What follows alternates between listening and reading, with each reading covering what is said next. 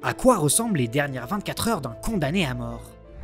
Aux États-Unis, 27 États sur 50 pratiquent encore la peine de mort. Et en 2023, pas moins de 24 personnes ont été exécutées dans les États les plus conservateurs comme le Texas, le Missouri ou l'Alabama. Et derrière cette fin de vie hyper clivante, rien n'est laissé au hasard.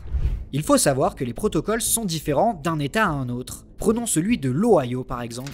Depuis 1977, 56 prisonniers y ont été exécutés et 191 condamnés à mort attendent leur sentence. Là-bas, les exécutions ont toujours lieu à 10 heures précises, un créneau décidé par la Cour suprême. Mais remontons 24 heures avant. La veille de l'exécution, toute la prison suit un protocole minuté heure par heure. Dès le matin, le prisonnier reçoit une évaluation médicale. Pas pour s'assurer qu'il est en bonne santé, mais pour être sûr qu'il est apte à recevoir les perfusions en intraveineuse qui lui enverront le produit létal pour le tuer.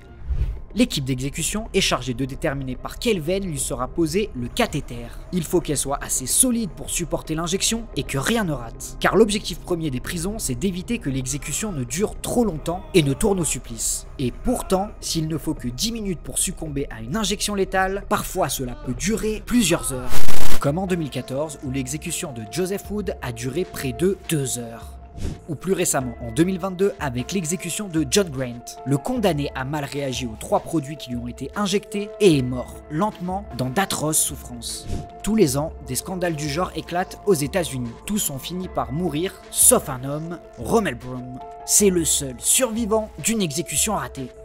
Condamné à mort pour enlèvement, meurtre et viol d'une adolescente en 1984, il devait être exécuté le 15 septembre 2009. Mais les agents pénitentiaires n'ont pas réussi à trouver une veine. Après 2 heures d'acharnement, le gouverneur a décidé de suspendre son exécution. Il fut finalement condamné à mort une seconde fois, mais est décédé en 2020 des suites du Covid-19, peu de temps avant la reprogrammation de son exécution. Bon, après la première étape de la préparation à l'injection, le condamné a le droit de préparer ses funérailles. Que va-t-il advenir de son corps, de ses cendres, de ses affaires personnelles? Il peut exprimer ses choix et demander l'office d'un religieux. Pour son dernier repas, il a le droit à un menu particulier. Il choisit ce qu'il a envie de manger, le repas lui est servi à 16h, soit 18h avant sa mort.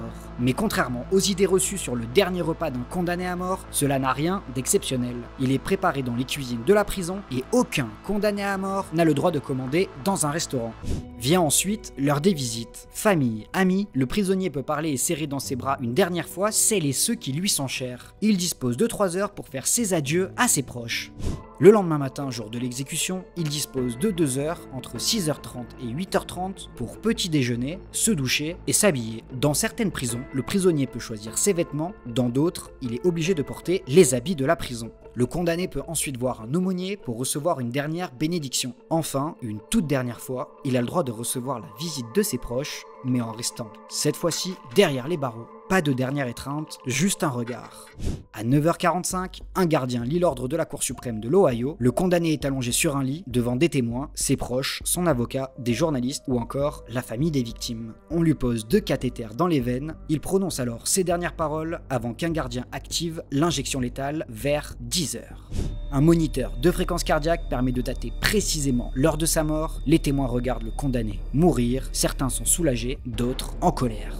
Le personnel de la prison, lui, retire la dépouille du condamné dans un rituel habituel jusqu'au prochain.